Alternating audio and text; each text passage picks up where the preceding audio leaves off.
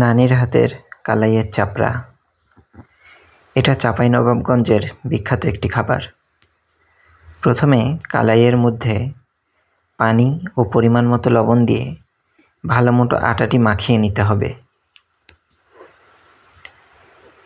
আটা ভালো মতো মাখানো হয়ে গেলে রুটি বানানোর বেলনাতে ভালো মতো বসিয়ে নিতে হবে। হাত দিয়ে চাপ দিয়ে দিয়ে রুটির শেপে আনতে হবে।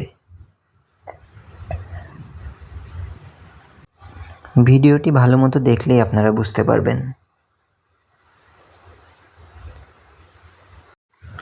এরপরে রুটি বানানোর তাওয়া ভালো মতো গরম করে এই চাপড়াটি তাওয়াতে বসিয়ে দিতে হবে।